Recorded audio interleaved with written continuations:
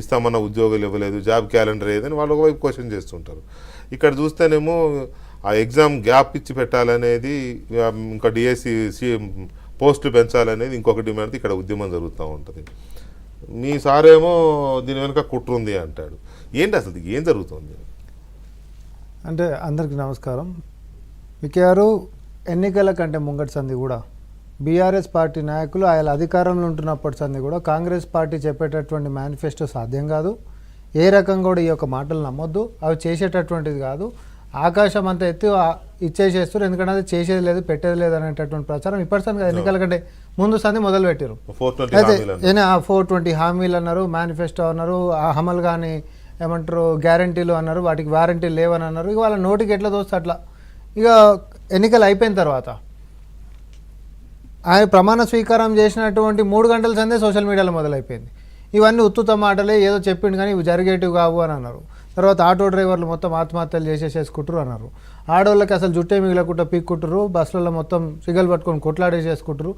ప్రజల్ని చంపేయనికనే ఈ యొక్క సంక్షేమాలు తీసుకొని వస్తారు అనే మొత్తం ఇది ఎట్లా అంటే సమాజం విచ్ఛిన్నం అయిపోయింది. కాంగ్రెస్ పార్టీ వచ్చిన తర్వాత అసలు ఎట్లాంటి సంక్షేమాలు ఇవేవి, మన పాలిట ఇవన్నీ ఏంటంటే యమపాషాల లెక్క అనేటటువంటి ఒక చిత్రీకరణ పాపం బీఆర్ఎస్ పార్టీ ప్రతిపక్షంలోకి వచ్చిన తర్వాత చేసేటటువంటి ప్రయత్నాలు పెద్ద కలర్ సినిమా తీశారు.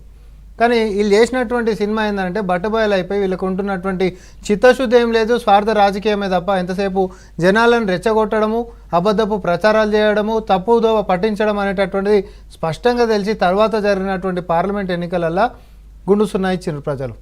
వీళ్ళు నిజంగానే గిట్ట చేసేటటువంటివి ఏదైనా ప్రజలు నమ్మితే వాళ్ళకు ఫలితాలలో కనీసం కొంచెం గౌరవప్రదమైనటువంటిది ఏదైనా చేసేట. నాకు అర్థం కాదు ఏంటంటే, ఏ ప్రభుత్వమైనా ఉద్యోగాలు ఇస్తామంటే యూత్ మొత్తం హ్యాపీ ఉంటారు, చదవాలి, ప్రిపేర్ అవ్వాలా. ఇప్పుడు ఎందుకంటే వరుసగా ఇస్తున్నారు కదా, ఇప్పుడు గ్రూప్స్ అన్నారు, తర్వాత డిఎస్సి అన్నారు, ఆ తర్వాత ఇంకోటి ఏదో అంటున్నారు, తర్వాత బ్యాక్లాగ్ పోస్ట్ అంటున్నారు, ఇవన్నీ వస్తున్నాయి కదా వరుసగా. ఇవన్నీ వచ్చినప్పుడు యూత్ ఎంగేజ్ అయిపోతారు ఆటోమేటిక్గా, వాళ్ళ ప్రిపరేషన్లో ఎంగేజ్ అయిపోతారు. నువ్వు పిలిచినా కూడా ఎవరు మాట్లాడే పరిస్థితి ఉండదు కదా.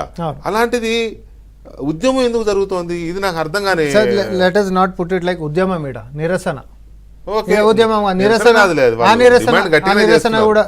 నిరసన కూడా ఈ ప్రభుత్వం ఏర్పాటైన తర్వాత 3 నెలలనే సుమారు 30,000 కొలువులు ఇచ్చినాం.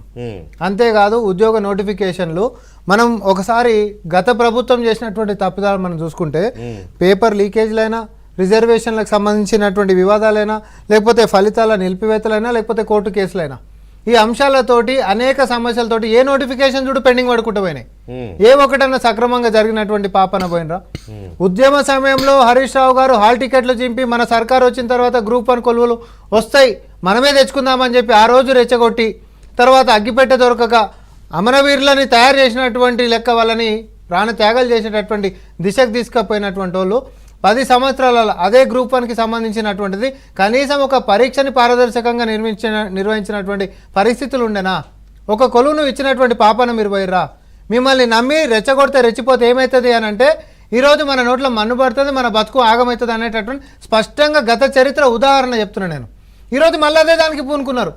అరే నోటిఫికేషన్లు వచ్చినాయి, గ్రూప్ 1 వచ్చింది, గ్రూప్ 2 వచ్చింది, గ్రూప్ 3 వచ్చింది, డిఎస్సి వచ్చింది, అన్ని బ్రహ్మాండంగా ఒక పల్లెంలో పెట్టి ఏవేవైతే కోర్టు డిస్ప్యూట్లు ఉండేనో, అది మహిళలకు సంబంధించినటువంటి హారిజాంటల్ రిజర్వేషన్కి సంబంధించిన అంశాలైనా, లేకపోతే పోలీస్ రిక్రూట్మెంట్ బోర్డుకి సంబంధించినటువంటి ఎప్పటి నుంచో పెండింగ్ ఉంటున్నటువంటి అంశాలైనా, లేకపోతే ఫలితాలు వెలువడించినటువంటి అంశాలైనా, నోటిఫికేషన్ల తప్పిదాలతో ఆగిపోతే సుప్రీంకోర్టు గైడ్ లైన్స్కి అనుసంధానంగా ఈరోజు కొత్త నోటిఫికేషన్లు 1:50 కాకుండా దాన్ని ఎక్స్టెండెడ్ వెర్షన్కి తీసుకొని వచ్చేటటువంటి దాకా కూడా అన్నిటినీ రేవంత్ రెడ్డి గారి యొక్క ఆధ్వర్యంలో ఈ యొక్క ప్రభుత్వం, ప్రజల సర్కారు సమస్యల పరిష్కారం చేసుకుంటా నోటిఫికేషన్ నిరుద్యోగుల ముంగట పెట్టి ఎవ్వరికి ఏది నచ్చితే ఆ కొలువులను మీరు సాధించుకునేటటువంటి అవకాశం కల్పించిన తర్వాత కూడా ఈరోజు ఈ కాలేజీలకు కట్టెలు పెట్టాలంటే ఏం చేయాలి?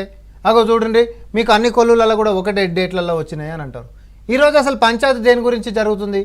ఎవరైనా రోడ్లు ఎప్పుడు ఎక్కాలి? కొలువులు ఇస్తామని చెప్పినటువంటి సర్కారు ఎందుకు ఇస్తలేరు అని చెప్పి ఎక్కితే అది సాహిత్యకంగా ఉంటుంది. ఇన్ని కొలువులు ఇచ్చారు, మాకు చదువుకోనికే సమయమే లేదు అనేటటువంటి కొంతమంది స్పాన్సర్షిప్ తోటి మాట్లాడిపించే ప్రయత్నాలు చేసినప్పుడు దీన్ని మనము అంటే మీరు మీ ప్రభుత్వం వైపు నుంచి కానీ మీ పార్టీ వైపు నుంచి కానీ ఒక స్టాండ్ తీసుకున్నారా? ఇది స్పాన్సర్డ్ ఉద్యమం అని, బీఆర్ఎస్ స్పాన్సర్డ్ ఉద్యమం అని నిన్న చూసినాం కదా.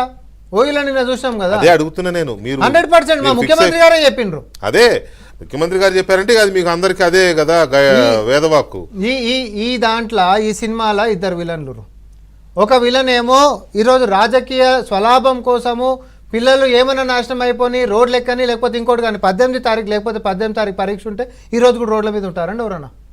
నేను అదే ఓయూ దగ్గరికి పోతే పిల్లలు మొత్తం లైబ్రరీలలో చదువుకుంటారు అని చెప్పి కొంతమంది వీళ్ళ స్పాన్సర్డ్ ఛానల్ లోపలికి పోయి కొంతమందికి ఏమో ఫోన్ చేసి ఇడున్నా మీరు రావాలనేటటువంటి రెచ్చగొట్టేటటువంటి అత్యుత్సాహం దేనికోసం చేస్తున్నారు. వాళ్ళకి నిజంగానే నిరసన ఉంటే వాళ్ళకి నచ్చనటువంటి నిర్ణయాలు ప్రభుత్వం తీసుకుంటే వాళ్ళే రోడ్లు ఎక్కేటటువంటిది చేస్తారు కదా. కానీ నువ్వు గుంజేటటువంటి ప్రయత్నాలు నువ్వెందుకు చేస్తున్నావు? ఒక్క నిమిషం. రాకేష్ గారు good evening sir. Good evening sir. మీరు అందరూ నిలకడ లేకుండా